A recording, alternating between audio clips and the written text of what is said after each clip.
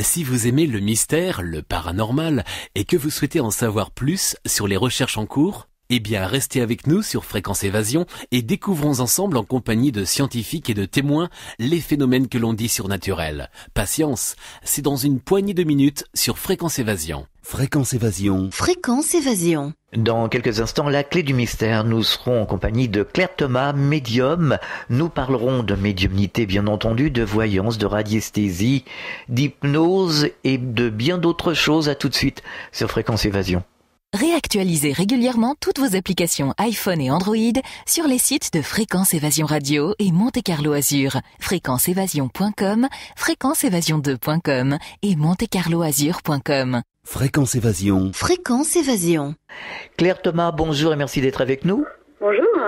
Alors vous êtes médium magnétiseuse. Entre autres, on parlera d'autres choses, d'autres facettes de votre médiumnité. À quel moment et comment cette médiumnité s'est manifestée ? Alors, je me rappelle de mes premières visions aux alentours de 6 ans, et c'était surtout vis-à-vis de rêves, de rêves prémonitoires, de voix que j'entendais, mais à l'époque, je pensais vraiment que c'était mon imagination. Et puis de rêves qui venaient de mes vies antérieures, parce que très petite, à l'âge de mes 6 ans, je me suis vue mourir en couche. J'avais une peur bleue de mourir en couche. À l'époque, je pensais vraiment que c'était un peu mon imagination, surtout qu'on me disait que j'étais une fille très imaginative.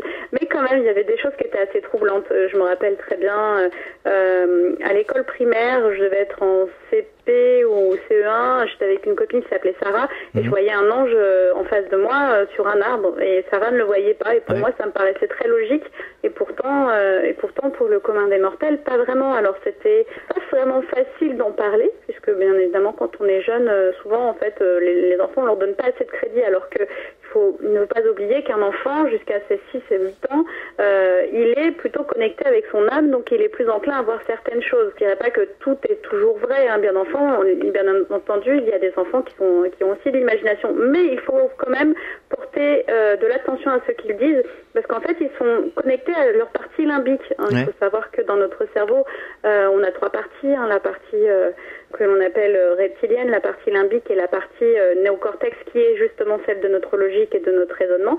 Et du coup, en fait, moi petite, j'avais déjà cette connexion qui était très forte, et pour moi, c'était quelque chose d'extraordinaire. D'autant plus que je ne vois pas d'un œil et je n'entends pas d'une oreille. On l'a décelé quand j'avais 6 ans. Et j'étais très triste de ça.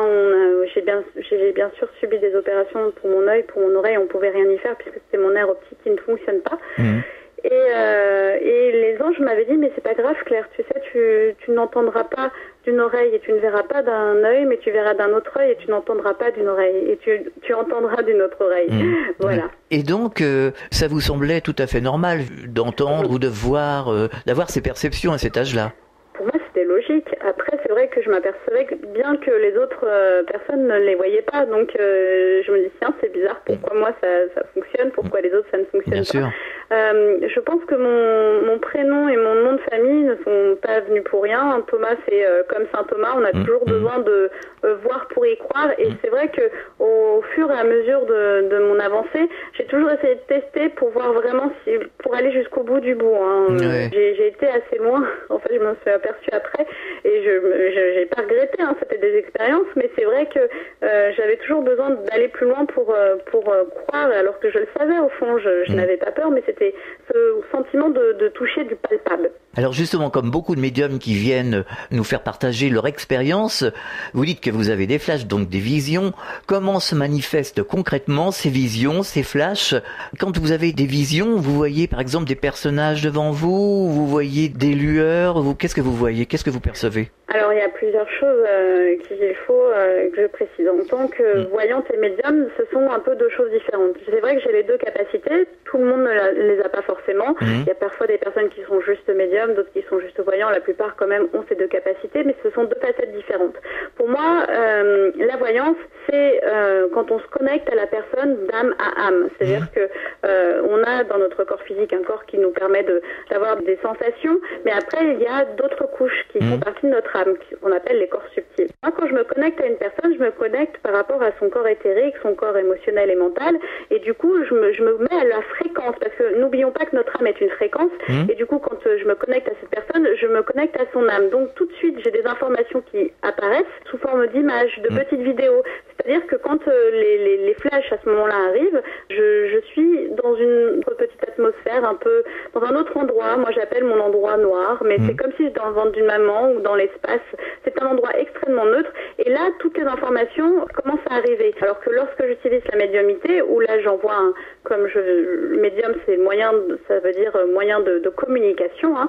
Si je suis comme une antenne, j'envoie une fréquence, un message, je reçois ce message et pareil, ça va venir dans cet endroit noir là, qui est mon petit espace à moi, mon petit cocon. Là, toutes les informations vont arriver, je vais voir des gens. Alors, de temps en temps, ça m'est arrivé de voir des entités devant moi, hein, de les voir comme je vous vois. Vraiment comme une personne en chair et en os, quoi. Oui. Ça m'est déjà arrivé comme d'entendre les voix, puisque je suis clairaudiente. Donc, au départ, entendre les voix, je pensais que c'était juste mon imagination. Et puis, au départ, les voix, pour me faire plaisir, elles me donnaient une voix un peu plus dans une intonation qui ressemblait à la mienne pour pas me faire peur aussi, je pense. Et puis, petit à petit, elles ont commencé à prendre leur propre voix. Et au fur et à mesure où en fait, je pense que notre don, moins on en a peur, plus on l'apprivoise, plus on nous ouvre et on nous montre des portes, en fait.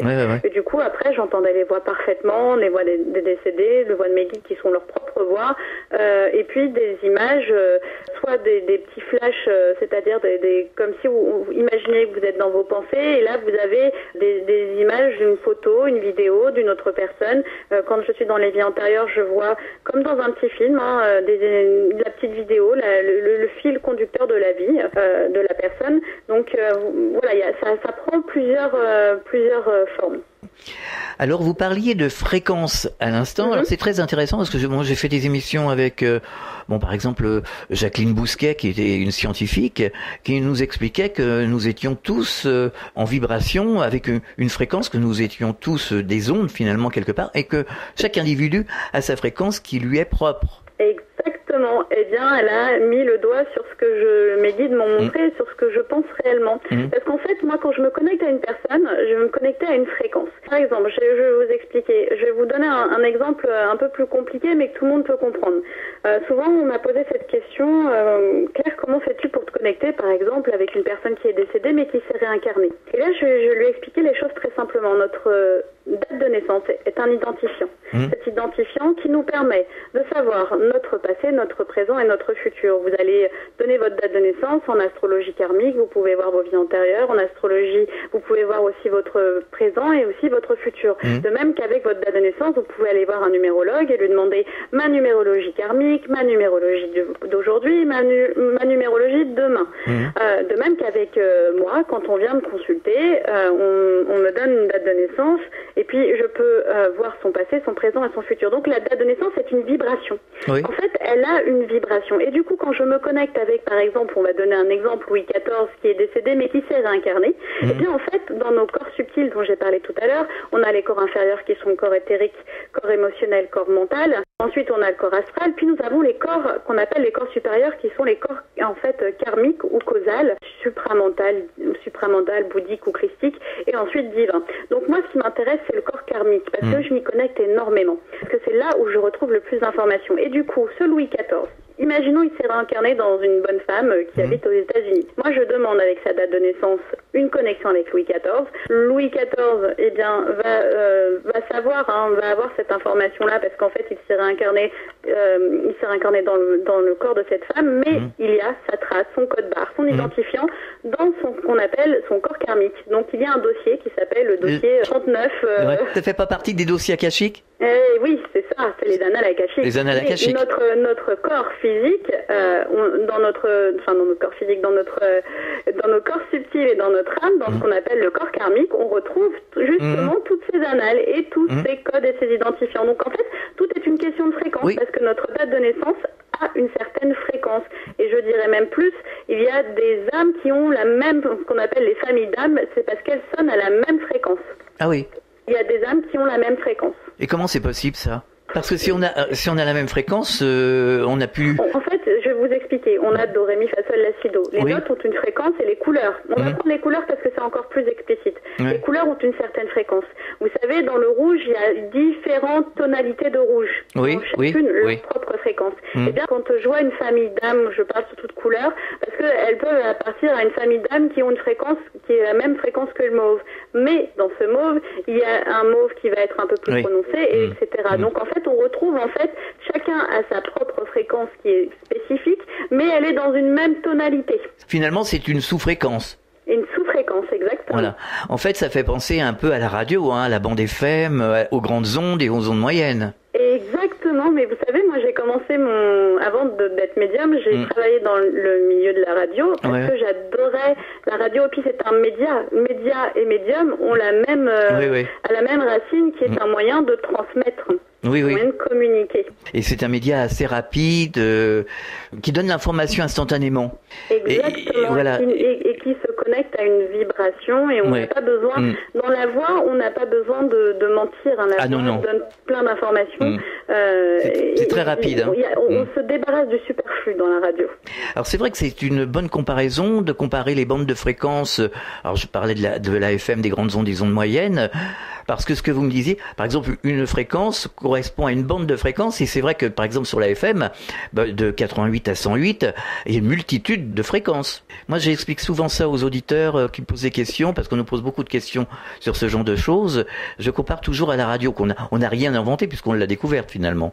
Exactement, on n'a rien inventé. C'est pour ça aussi que lorsqu'on dit que certaines ondes peuvent brouiller nos énergies, c'est très vrai, et que pour la meilleure façon de se décharger de tout ça, c'est de poser ses pieds nus sur la terre, vous demandez de décharger toutes ces mauvaises énergies, et moi je le fais souvent, et c'est très bien, et ça marche très bien, ça nous décharge de toutes les mauvaises énergies. Et vous le ressentez après ? On le ressent vraiment, l'énergie, en fait, descendre au niveau de mes jambes, et surtout sortir de mes pieds. Donc après je me sens beaucoup plus légère.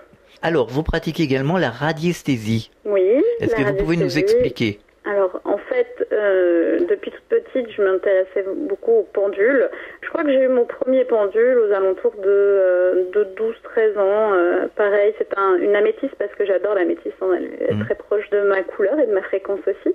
Et du coup, je l'utilise. En fait, je l'utilise souvent pour plusieurs choses. Pour les soins énergétiques, parce que ça me permet déjà de mesurer le taux vibratoire de la personne, parce que c'est important avant de faire un soin, de voir un peu dans quelles énergies elle est. Même si je le ressens aussi physiquement, ça me permet quand même de le jauger avec le pendule. J'utilise pour les soins la plupart du temps, que ce soit à distance ou quand je suis avec la personne. De temps en temps, quand je veux vraiment avoir quelque chose de bien particulier avec mon pendule, pour bien charger une zone bien particulière, ça m'arrive de temps en temps de le travailler au pendule. Après, c'est vrai que de temps en temps, je l'utilise encore pour confirmer un certain ressenti. Parce que le pendule est quand même un super support pour ça. D'ailleurs, pour confirmer mes ressentis, j'utilise surtout un pendule de cristal de roche dans lequel j'arrive aussi à avoir des visions. Ah oui ? Oui, parce que le cristal de roche, c'est vraiment ce qui nous permet de canaliser. C'est pour ça d'ailleurs que les boucles de cristal sont faites en cristal de roche. Ça nous permet d'avoir un influx énergétique et d'avoir une vision beaucoup plus claire sur certaines choses. Donc pour ça, le pendule de cristal de roche est vraiment celui qui me correspond maintenant le plus avec celui en améthyste. Alors comment se passe un soin justement ? Alors moi, la première chose, je ne veux pas qu'on me pose de questions quand je fais un soin. Je commence à faire un petit check avec la planche de Bovis pour voir un peu dans quel taux vibratoire se trouve la personne. Ensuite, je vais la scanner. Je la scanne de la tête aux pieds, du plus vers le moins. Et puis, je fais mon petit bilan. Donc, j'explique, voilà, tel endroit, il y a ça, tel endroit, il y a ça. La personne me confirme mes visions, ce que je vois, ce que je ressens aussi, surtout. Et du coup, après, on va travailler, je vais travailler sur la personne. Et quand j'effectue ce travail, maintenant, j'utilise de plus en plus aussi des fréquences. C'est-à-dire que pour bien me canaliser, je mets certaines fréquences et en même temps, je fais mon soin. Mon soin, il est en plusieurs étapes.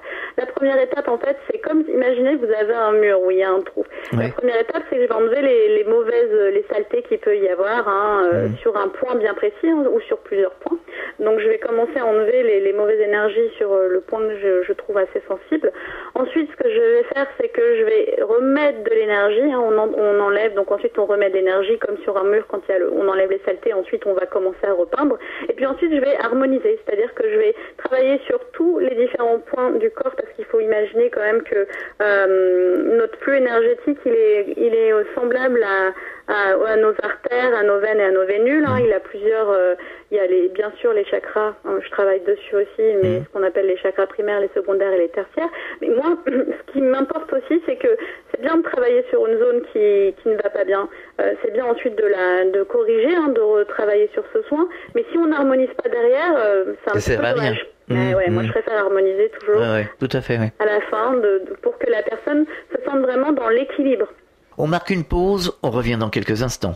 Chaque jour, sur Fréquence Évasion Radio, recherche, ovni, paranormal, faits de société, protection de l'environnement et les rendez-vous avec vos stars préférées dans Paroles de Stars. Fréquence Évasion, c'est également la voix des sudistes en Principauté de Monaco et dans le Grand Sud. Fréquence Évasion Radio, dites-nous tout. Dites-nous tout. Dites-nous tout. Fréquence Évasion. Fréquence Évasion.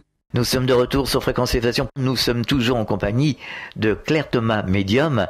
Alors, vous pratiquez également l'hypnose ericksonienne et l'hypnose initiative. Quelle est la différence entre les deux ? Alors, l'hypnose ericksonienne, on va partager, c'est-à-dire que je vais communiquer avec la personne. Hein. Je la mets en état d'hypnose et ensuite je lui pose des questions.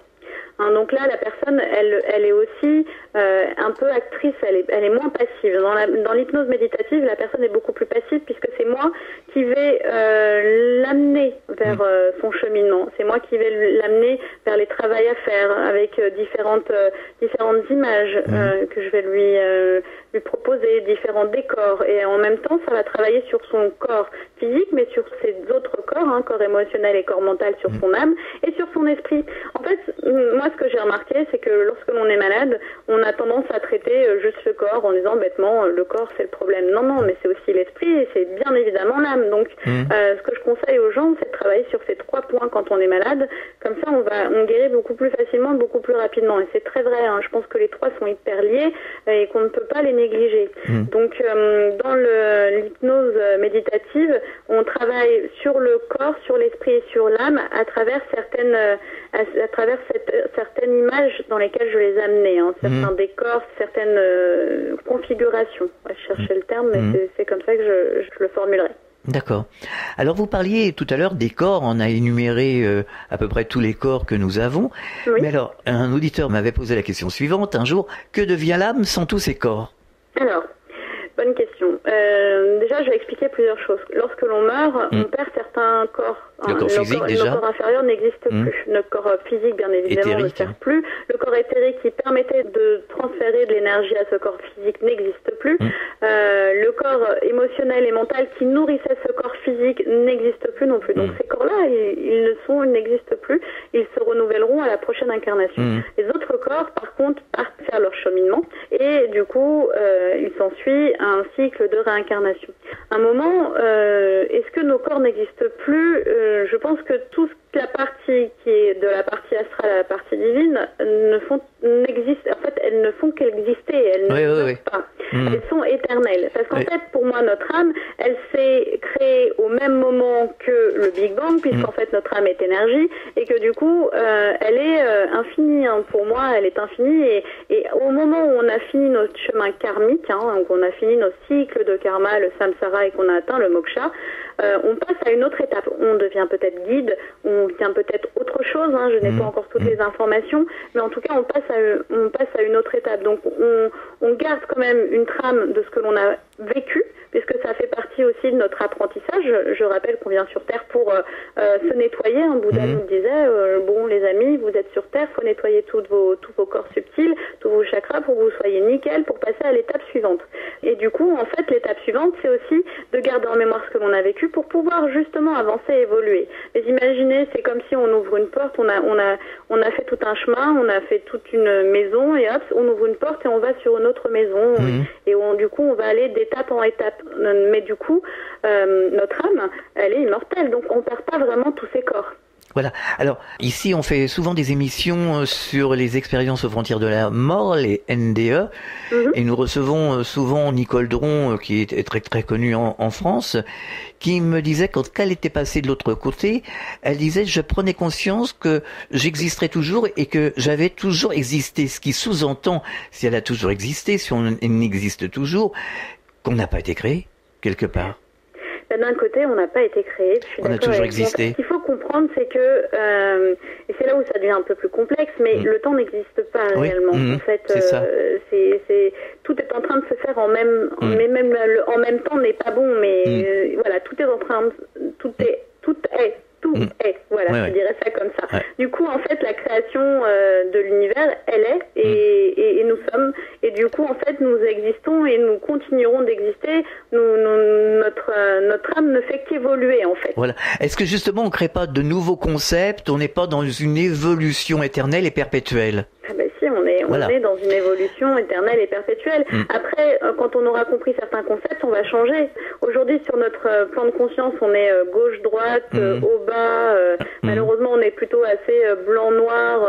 Le mal et le bien dans un côté un peu où on a toujours le choix de deux. Je trouve le mot, mais je ne l'ai plus. Mais voilà, on est dans des opposés. Après, on est dans l'union. Donc, quand on est dans l'union, ces concepts-là ne sont plus. Il n'y a plus de bas-gauche. Gauche-droite, voilà. Du coup, ce concept-là n'existe plus. Donc, on rentre dans un autre concept qui est qu'on est tout. Alors, vous dites que vous avez la faculté de lire les vies antérieures. Comment peut-on décrypter une vie antérieure chez une personne et comment être sûr qu'il s'agit d'une vie passée? Bonne question. Alors moi déjà, comme je vous l'ai dit tout à l'heure, je ne me base que sur la date de naissance. Je ne pose jamais de questions aux personnes qui viennent je leur demande juste leur prénom et leur date de naissance. Les vies antérieures que je leur vois, parce que je les vois, je les vois vraiment, je leur donne toutes mes descriptions, tout ce que je peux voir. Et ce qui est très intéressant, c'est quand les personnes me disent « mais oui, mais là, ce que vous me dites, ça fait sens. Ça fait sens à tous les voyages que j'ai faits. Ça fait sens à ce que j'ai vécu. Ça fait sens à ce que je vis actuellement. Parce que n'oubliez pas que donc, lorsque l'on revit quelque chose, lorsque l'on vit une nouvelle vie, souvent, il y a des choses que l'on n'a pas résolues. Par exemple, on n'a pas résolu un problème de couple avec une personne et on se retrouve dans la même situation. Moi, j'ai plein de gens qui viennent me voir en consultation et qui me disent « Non, mais là, ce que vous me dites, c'est ma vie. Aujourd'hui, elle n'a pas changé. » Et là, je leur dis « Bah oui, mais c'est parce que vous n'avez pas encore évolué sur ces points-là. N'oubliez pas qu'il faut un moment évoluer sur ces points et que c'est pas à cause de l'autre, c'est aussi à cause de nous parce que nous n'avons pas fait les bonnes choses correctement. » J'ai eu des très belles histoires. On était en train de faire une émission radio dans un salon à la Masquère et un couple était venu pour me demander justement leur vie antérieure. Et je leur dis, bon, écoutez, je vous vois en Mongolie, vous chantez, c'est vraiment une grande communauté, vous êtes bien. Et du coup, ils se sont retrouvés, ils se sont regardés, ils ont dit, mais c'est magnifique ce que vous me dites. Je dis, pourquoi? Parce qu'en fait, nous connaissons les chants mongoliens. Ce sont des personnes qui sont français et la femme était allemande, elle n'avait rien du tout, elle n'avait aucun rapport avec la Mongolie. Pourtant, quand on est encore attaché à certaines choses que l'on a vécues dans nos vies passées, eh bien, en fait, on va les chercher, on va aller les retrouver. Plein de personnes, des vécus, des histoires. Une jeune fille qui était venue me voir juste pour une voyance, je lui dis, écoutez, vous avez des douleurs au ventre? Elle me fait oui. Et je lui dis, écoutez, votre douleur au ventre, elle vient d'un enfant que vous avez, en fait, qui est toujours collé à vous, cette énergie est collée à vous, parce que vous êtes morte en couche avec lui et que ça se passait en Chine. Il se trouve que cette personne est partie en Chine il y a 6 ans, qu'elle a développé des douleurs au ventre, qu'elle ne savait pas d'où venaient ces douleurs au ventre. Elle s'est sentie abandonnée là-bas comme jamais, alors que en même temps c'est un peu normal, sa famille est en France, elle est toute seule là-bas, et elle a fait pendant 6 ans d'examens médicaux, voilà, elle a tout fait, quoi. Elle m'a dit j'ai tout fait, et elle avait aussi des sensations de contraction comme une femme enceinte, et ils n'ont rien trouvé. Et quand je lui ai fait le soin, bah là, tout de suite, elle avait plus de douleur, et depuis, elle est très bien, elle est très heureuse. Mais voyez comme quoi, quand on va aller dans un endroit que l'on connaît, auquel on est encore attaché à certaines souffrances, et ben les souffrances vont revenir. N'oubliez pas que notre âme communique avec notre corps physique et que parfois tout ça communique. À un moment, on est confronté à un problème que l'on a vécu dans notre vie actuelle et qui nous rappelle un traumatisme d'une vie passée, et on se retrouve avec les mêmes douleurs. Donc en fait, comment je le sais, c'est par rapport au retour que les gens me font. Quand les gens me disent, ben oui, j'ai eu une fois une vision d'un c'est un monsieur qui était près de Louis XIV et qui était architecte et qui a été emprisonné. À ce moment-là, je ne savais pas de qui je parlais parce que bon, je n'ai pas la connaissance de toute l'histoire. Et le monsieur me dit, mais vous me parlez de Nicolas de la Rochefoucauld. Je fais, ah bon? Et il me dit, regardez sur Wikipédia. Là, je regarde. Il me dit, écoutez, c'est incroyable ce que vous me dites là. J'ai été dans un de ces châteaux, je connaissais toutes les pièces. J'avais pas besoin de guide. Je savais où étaient les pièces cachées. Et donc, parfois, nous-mêmes, dans notre vécu, on s'est déjà retrouvé dans un endroit où on a eu des sensations de déjà-vu.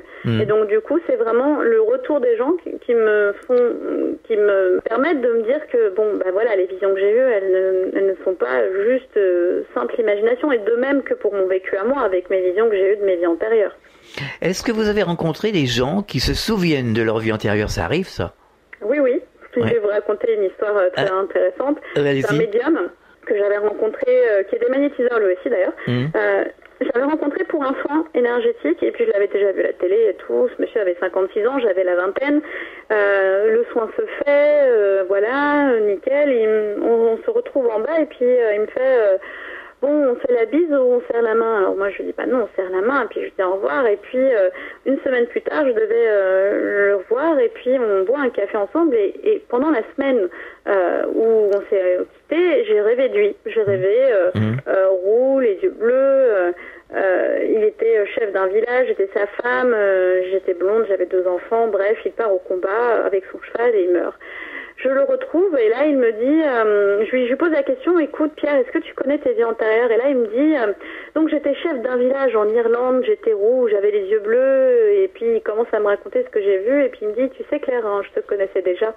Vous voyez comme quoi parfois même les vies de personnes qui se rappellent de leur vie antérieure se retrouvent même dans leur vie d'aujourd'hui. Mais il se rappelait comment? Il se rappelait vraiment comme ce qu'il avait fait hier, ou c'était vague, ou c'est des sensations? Non, c'était pas vague. Il y a des personnes où leur vision est très précise, d'autres c'est un peu plus vague. Pour lui, dans son cas, c'était hyper précis. Quand moi je m'en rappelle, c'est hyper précis. Il y a des personnes, elles ont juste des sensations, c'est-à-dire que se disent, tiens, j'ai l'impression que j'ai toujours vécu en Égypte, je comprends pas pourquoi. D'autres personnes qui me disent, les seuls pays qui m'ont donné envie de visiter, c'était la Chine et le Japon. J'ai eu un monsieur, je lui ai dit, écoutez, la plupart de vos vies ont été en Chine ou au Japon, et il a été là-bas dans ces 2 pays, et il voulait aller que dans ces 2 pays. Donc vous voyez, parfois c'est juste des sensations, hein. Ça dépend des personnes, parce que bon, il y a des personnes qui s'en souviennent très bien, et d'autres où ça va être juste des sensations, des impressions, sans avoir une vision très claire. Et c'est vrai qu'il y a une personne d'ailleurs, il y a pas longtemps qui m'a dit, moi je me souviens de mes vies antérieures, de ma vie précédente en tout cas, et je vais essayer d'écrire justement mon témoignage. Elle dit, je suis décédée en 40 et je suis née en 45. Et elle m'a dit, je me souviens vraiment, il n'y a pas de problème. Mais j'en suis sûre. J'ai déjà rencontré des gens et moi-même je suis comme ça, c'est-à-dire que ma première vie antérieure, c'était des souvenirs au départ de rêve, et puis petit à petit c'est devenu de plus en plus précis, à tel point qu'aujourd'hui j'arrive à me rappeler quand j'essaie de m'en remémorer, je me vois avec les cartes précises, les endroits et les lieux. Et pour vous dire, même quand on a quelqu'un de totalement cartésien, la rencontre que j'ai faite aujourd'hui avec l'homme avec lequel je suis, qui est très cartésien, n'arrive pas à expliquer un rêve qu'il a fait à ses 17 ans où il a revécu notre vie, où on s'est rencontrés aux alentours de 18 ans, notre dernière vie avant celle-ci. Moi, quand je l'ai rencontré, il savait que j'étais médium. Une semaine plus tard, il me propose d'aller voir le film Claude Atlas qui parle et qui est des vies antérieures. Et là, je lui dis tout de suite, écoute, on s'est déjà rencontrés dans une ancienne vie, je lui décris tout notre vécu. Et là, il me dit, c'est terrible ce que tu me dis là. Je lui fais, pourquoi? Il me fait, écoute, j'ai rêvé de tout ça. À l'âge de mes 17 ans, j'ai fait ce rêve précisément et je t'ai vu mourir dans mes bras et j'ai pas pu me rendormir de la nuit. Et le deuxième jour où on s'est vu, il m'a quand même acheté une brosse à dents en me disant, Claire, j'ai peur de te perdre. Vous voyez, parfois c'est inconscient. On a quand même ce sentiment. Mais quand on se rend dans certains lieux, des lieux où on aurait pu vivre dans des vies passées, est-ce qu'on peut pas être pris de malaise, ou est-ce qu'on peut pas être pris de sensations bizarres? Alors oui, il y a plusieurs choses à ça. N'oublions pas que notre âme, elle émet de l'énergie. Quand on est dans une salle, notre âme, elle émet de l'énergie. Quand on prend, c'est pour ça souvent on dit de bien nettoyer un bijou qui a déjà été porté parce qu'il a récupéré toute cette énergie. De même que dans un lieu, parfois on peut se retrouver dans un lieu qui a une énergie assez basse en vibration. Et du coup, on ne se sent pas très bien. Après, il y a des lieux où on va mettre les pieds et on va se sentir extrêmement bien ou pas bien parce qu'on a déjà vécu des choses. On a déjà été dans ce lieu-là et on se sent mal ou très très bien parce que ce lieu, on le connaît comme ce monsieur qui avait été dans le château construit par Nicolas de la Rochefoucauld où il se rappelait de toutes les pièces. Parce que pour lui, c'était un souvenir, quoi. Et il s'est senti très bien. On peut en effet se retrouver dans un lieu dans lequel on a déjà vécu. Ce témoignage qu'on a vu à la télévision récemment de cet enfant qui témoignait, son père disait que il avait révélé un secret de famille, que en fait il était la réincarnation de son propre père et que l'enfant lui a révélé plein de choses. Hein. Il a même donné la marque de sa voiture quand il était son père. Vous l'avez entendu ce témoignage, hein. Et il lui a dit aussi, ça m'a fait rigoler, il lui a dit mais tu sais que c'est moi qui te changeais tes couches avant? Mais oui, j'ai vu cette vidéo. Et alors, ce qui est très intéressant dans ce témoignage, c'est que à la fin, il explique, le papa, que le garçon ne s'est plus rappelé de tout ça. C'est-à-dire qu'à un moment, pouf, ça s'est envolé. Et c'est vrai que, comme je disais, à partir de 6 à 8 ans, les enfants commencent à être dans le néocortex ou dans la logique. Donc parfois, ils ont tendance à couper un peu cette voie-là, alors que, bien évidemment, il y a plein d'enfants qui peuvent vous raconter qu'ils ont été l'incarnation du papa. J'ai eu déjà des gens qui sont venus me dire, écoutez, mon fils... il me parle comme si c'était mon père, quoi.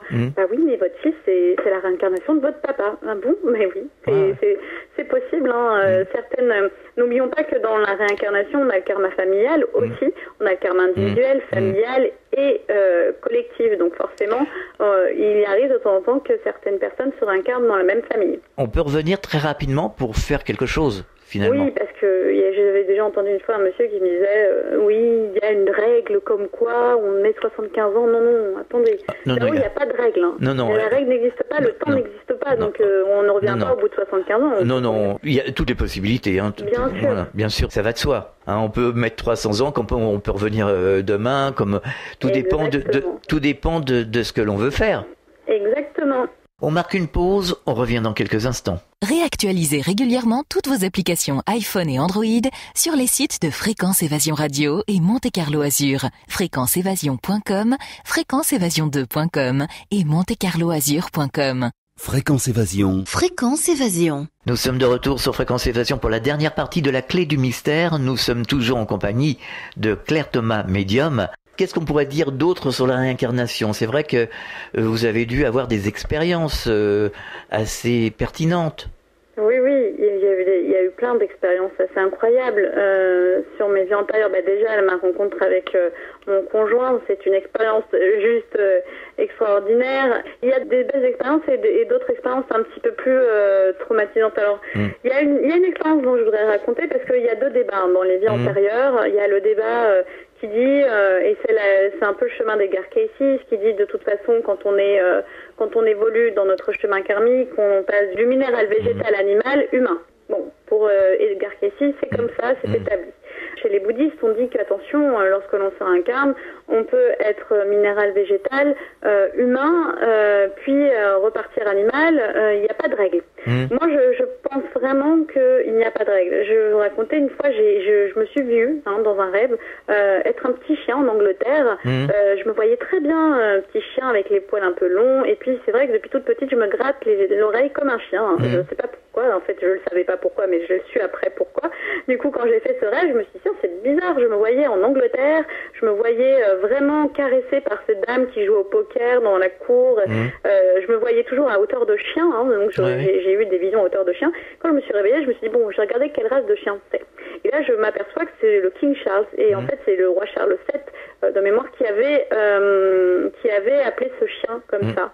Et du coup, pourtant, quand je vois la temporalité de toutes mes vies antérieures, je m'aperçois que j'ai été homme avant et que j'ai été encore femme après. Donc, ce qui veut bien dire que pour moi, il n'y a pas de règle à ce niveau-là. Et ce qu'on oublie surtout dans la conscience animale, c'est que les animaux sont très connectés à Dieu puisqu'ils sont dans le présent, ils sont connectés à la source. Parce que nous, Être humain, on est dans le passé, dans le présent et le futur. Quand eux, leurs sens sont en éveil dans le présent, mais à une multitude, ils reçoivent des informations beaucoup plus incroyables que nous, sauf qu'ils n'ont pas les mots pour le dire. Mais voilà, on est tous connectés, donc on peut être un chien et puis ensuite demain être un être humain. Ce que j'ai toujours trouvé bizarre, c'est j'ai l'impression qu'on a perdu toutes nos facultés par rapport aux animaux. Moi, j'ai des animaux chez moi, quand je les observe, je vois qu'ils réagissent complètement différemment des êtres humains, et pour cause. Est-ce qu'on n'est pas tombé justement dans ce formatage de la société qui nous a complètement plombés, quoi? Mais bien sûr, le problème c'est que la société nous a expliqué que les animaux sont stupides.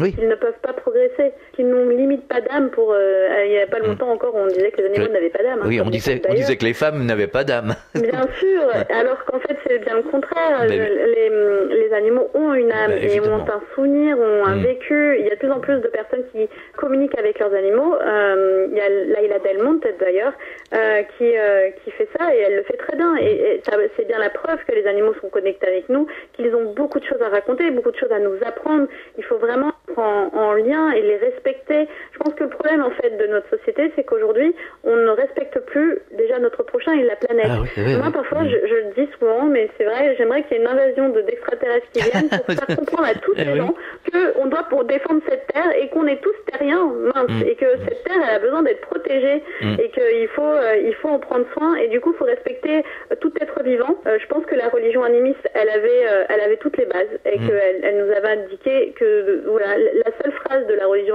animiste qu'il faut retenir, et qui est la seule d'ailleurs, c'est « tout est âme ». Donc à partir de ce moment-là, respectons tout ce qui nous entoure. C'est ce que j'allais vous dire. Les végétaux aussi ont une âme. Bien sûr, puisqu'on a été aussi nous-mêmes végétaux. La Terre, la planète, c'est un esprit, c'est une âme. Exactement, elle a aussi les mêmes corps que je viens d'évoquer par rapport à notre âme. Alors ce qu'il faut comprendre sur l'âme, et c'est très important, tout à l'heure je vous ai dit, l'âme est énergie, elle en fait elle est infinie, elle est connectée à tout être vivant, donc forcément on ne peut pas imaginer que la Terre ne soit pas un être vivant. Donc la Terre, elle aussi a une âme, et du coup elle nous permet justement, et c'est pour ça qu'il faut en prendre soin, donc la Terre elle a aussi un corps émotionnel, elle a aussi un corps mental, et quand on parle de plan de conscience, on parle aussi, puisque chaque plan de conscience pour moi est relié à une partie de notre âme. Un plan de conscience 1 va être relié à notre corps éthérique, plan de conscience 2, voilà, donc tous ces plans de conscience sont reliés avec une partie de notre âme. Et oui, c'est ça que je voulais dire, c'est que notre âme, comme elle est infinie, aujourd'hui je vous parle de cette couche, mais pour moi il y a autant de couches, c'est comme un oignon, elle est à l'infini, notre âme. Ouais. Je vous ai parlé des corps subtils inférieurs, corps astral et corps supérieur, mais il y en a d'autres, c'est infini pour moi. Finalement, on utilise les véhicules dont on a besoin. Exactement. Pour faire tel ou tel travail. C'est un peu comme ici, soit on prend une mobilette, soit on prend un scooter, soit on prend une voiture ou les transports en commun. Et oui, c'est ça. On choisit, vous avez totalement compris ce que l'on a et ce que l'on doit faire.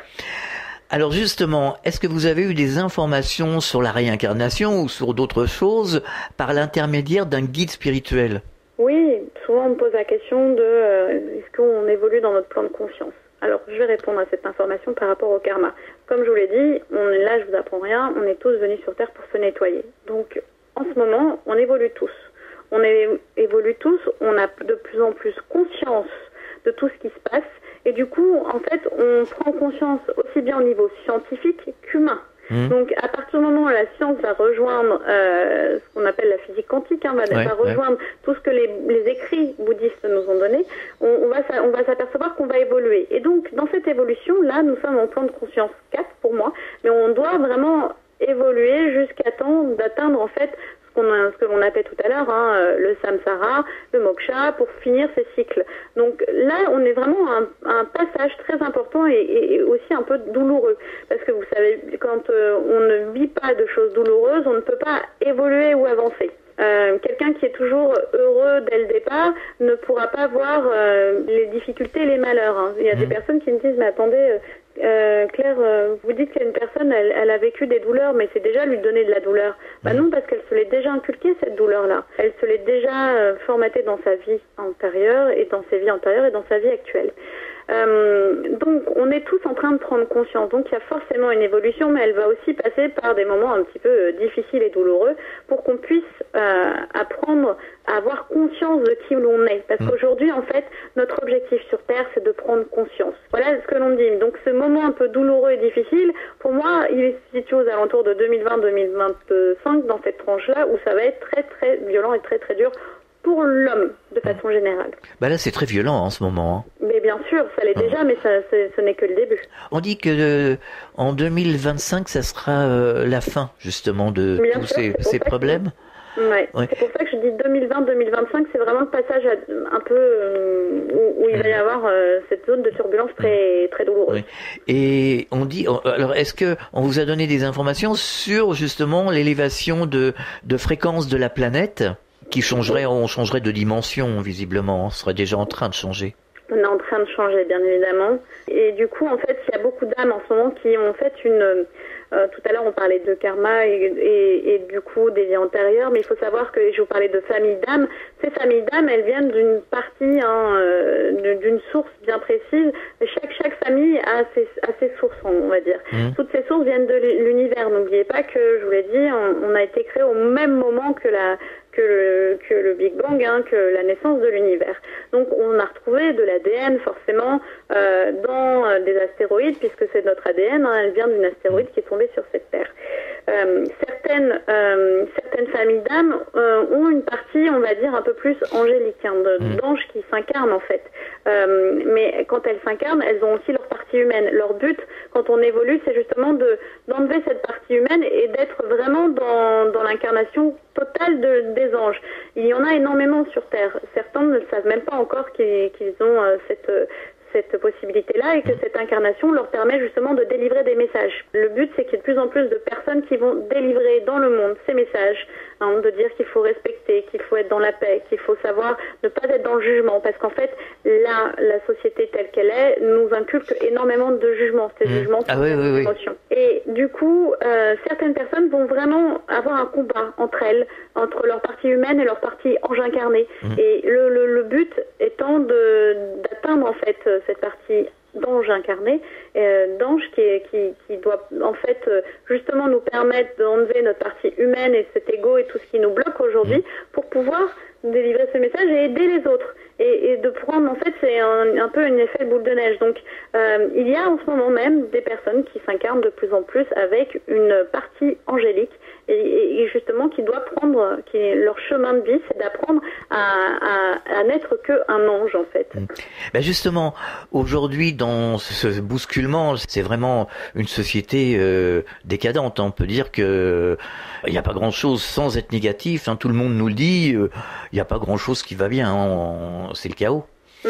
Est-ce que certaines personnes ne sont pas amenées justement à livrer un combat contre elles-mêmes, à se débarrasser justement de leur côté un peu obscur? Mais bien sûr, c'est ça le but. Et que c'est une dualité, il y a une dualité là entre les deux. C'est bien sûr cette dualité entre, vous savez, quand Jésus parlait de la mauvaise herbe et de la bonne herbe qui devait pousser, il parlait de l'ego et puis il parlait de ces deux parties. Il y a une bonne herbe qui est les bonnes herbes que l'on a et nos bonnes valeurs, notre mental supérieur, notre émotionnel supérieur et notre mental inférieur et notre émotionnel inférieur, qui sont toutes les mauvaises choses. Bien évidemment, le but c'est quand même que la première chose que je dis à une personne, c'est que avant d'aller voir les autres et de leur signaler plein d'informations, le but c'est aussi de se nettoyer. Moi-même je fais mon nettoyage, tout le monde, on est tous là pour se nettoyer. Donc justement d'enlever ces mauvaises vibrations, mauvaises énergies qui nous polluent et qui nous bloquent en fait dans notre avancée spirituelle. Alors sur votre site, on peut trouver une charte de déontologie. Oui. Bah oui, parce que je pense qu'en tant que médium, il est important d'avoir certaines règles à soumettre autant pour la personne qui vient me consulter que pour moi-même. C'est important. Et dans cette charte déontologique, on va retrouver certaines questions que l'on m'a posées et puis certains engagements. Parce que, bien évidemment, quand on vient me voir, on demande une confidentialité. Quand je cite une personne qui est venue me voir, je ne dis jamais son nom quand je veux parler d'un cas qui est intéressant. Parce que ça réserve une partie qui lui est personnelle. De même que pour les engagements de précaution, de moralité, de respect. Il est important que quand je fais mon soin, je ne peux pas. Aujourd'hui, on ne peut pas dire qu'on guérit une personne. On ne peut pas le dire parce qu'il n'y a que les médecins qui guérissent. Malheureusement, c'est la loi. Donc, on peut dire qu'on soulage. Mais je ne dirais jamais, par contre, à une personne qui vient me consulter d'arrêter son traitement. Parce que c'est encore une chose qui est contre la loi. Aujourd'hui, certaines choses évoluent. Hein. On voit de plus en plus aux États-Unis, mais en France, ça commence à venir, des magnétiseurs qui viennent travailler sur les gens. Et c'est vrai que si on a un malade qui n'est pas magnétisé, qui n'a pas une bonne énergie, qui ne se rééquilibre pas, ça va pas l'aider par rapport à l'esprit. Hein. S'il n'a pas un esprit positif, ça ne va pas l'aider. J'avais parlé avec un médecin il y a de ça quelques années qui avait fait une thèse sur l'effet placebo. Oui. Et il s'est aperçu qu'en donnant un bon médicament, alors expliquant aux gens au premier groupe que c'était un médicament qui ne marchait pas, alors que l'on donnait un mauvais médicament à l'autre groupe en disant il ne faisait rien, un effet placebo, et on leur a dit qu'il fonctionnait. Bien, les meilleurs résultats ont été sur les personnes auxquelles on a dit ce médicament fonctionne alors qu'il ne traitait pas le problème. Donc c'est important. Donc dans les engagements pour moi il me semblait important qu'une charte soit mise et qu'elle soit là pour engager aussi bien du respect vis-à-vis des gens et vice-versa, que les gens aussi peuvent avoir une certaine confiance dans les consultations que je donne. D'accord. Alors vous organisez des conférences, des ateliers de sensibilisation ? Oui, j'organise des conférences sur les vies antérieures, sur la vie après la mort aussi. La prochaine, c'est la semaine prochaine sur Paris, où je vais parler des sœurs Fox parce que j'aime beaucoup l'histoire. Hein. Quand on s'intéresse au karma après, forcément on s'intéresse à l'histoire. Donc je vais parler des sœurs Fox et du spiritisme et bien évidemment aussi mettre en garde les gens parce que souvent les gens pensent qu'il n'y a que du positif et moi je suis contre toute cette qui véhicule tout ce côté New Age, tout est beau, tout est magnifique parce que c'est comme ça qu'on tape des gadins après encore plus violents parfois. Tout est magnifique si on le veut que ce soit magnifique. Exactement. et puis il faut savoir quand même se prémunir des mauvaises énergies parce que même si on le veut, il faut être conscient qu'il peut y avoir des mauvaises énergies qui traînent juste à côté de nous sans devenir dans la paranoïa parce que le but quand même c'est de rester toujours positif. Oui, forcément, puisque ici dans l'incarnation il y a des bonnes et des mauvaises énergies, c'est qu'elles viennent de quelque part. Bien sûr, de toute façon, les mauvaises énergies se nourrissent des bonnes, forcément. Ouais. C'est à nous de ne pas les suivre. Exactement. Alors, vous avez donc un site internet, on va rappeler l'adresse. Oui, clairemedium.com. D'accord. Qu'est-ce que l'on peut trouver d'une manière générale sur votre site ? Alors sur mon site, c'est vrai que moi j'ai voulu que ce soit un site de partage avec beaucoup d'informations pour que les gens puissent retrouver, retrouvent un peu mon état d'esprit. Je voulais parler de la planète, je voulais parler des prières, je voulais parler des anges. Donc on retrouve pas mal d'articles. Aujourd'hui il y a plus de 2700 articles sur mon site, c'est plutôt pas mal en 2 ans d'existence. C'est très bien, 2500 articles. Oui, c'est énorme. Je m'en suis rendu compte il y a quelques jours en me disant déjà quand même. On retrouve ma pensée du soir, la citation de personnes qui m'inspirent, des articles sur le bien-être. Et puis comme je suis plutôt une personne qui fait attention aux produits que je mets sur ma peau, j'ai une personne qui est une maman fabuleuse qui s'appelle Catherine et qui fait ses propres recettes elle-même de beauté et elle me les envoie. C'est juste extraordinaire. C'est vraiment bien. Et puis c'est que des produits naturels. Donc on est vraiment dans l'idée de développer une autre vision du monde, aussi bien en France qu'au Québec. Par exemple, j'ai une personne qui est au Québec et qui nous parle de personnes qui ont changé totalement de vie. On parle aussi bien ensuite des huiles essentielles, des encens, de la chiromancie. C'est assez éclectique en fait. Faudra venir nous en parler dans notre émission. On a une émission qui s'appelle Vivons Naturel. Ah oui, totalement.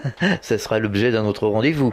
Oui. Voilà. Pour terminer, est-ce que vous auriez un message adressé aux auditeurs ? Moi, je donnerais ce message-là, qu'il faut toujours être conscient de ce que l'on vit, mais surtout de voir le verre à moitié plein au lieu de le voir à moitié vide. Ah oui. C'est important. Bien évidemment qu'il faut vivre le moment présent et le vivre à 100%, mais il ne faut pas oublier son passé parce que, voyez, là, j'ai vu mes guides qui m'avaient dit, mais Verdun, Claire, ça avait existé il y a quelques années, Verdun, il y a quelques siècles même, parce que moi je parle en années, mais aux alentours de 691, il y a eu une bataille entre à Verdun, mais c'est VERDEN, que les Français ont mené contre les Allemands. Et vous voyez, on a reproduit. Donc c'est important pour moi de faire un peu un cheminement sur son passé, sur les chemins que l'on a pris et sur ce que l'on veut aujourd'hui être. Vraiment, essayez de clôturer les choses qui ne nous servent pas. Faites votre nettoyage, mais soyez quand même conscient et content de ce que vous avez déjà, et ce sera déjà un beau projet. Oui, il faut réfléchir à ce qui s'est passé antérieurement pour ne pas le reproduire si c'est quelque chose de négatif, bien entendu. Merci Claire Thomas d'avoir participé à la Clé du Mystère sur Fréquence Évasion, c'était passionnant. Bon courage pour la suite en tout cas. Mais merci, en tout cas merci de m'avoir reçu et j'espère que j'ai pu vous aider et vous guider, en tout cas aux auditeurs, pour pouvoir mieux se voir et mieux se percevoir. Pas de problème, à très bientôt. Au revoir. Fréquence Évasion.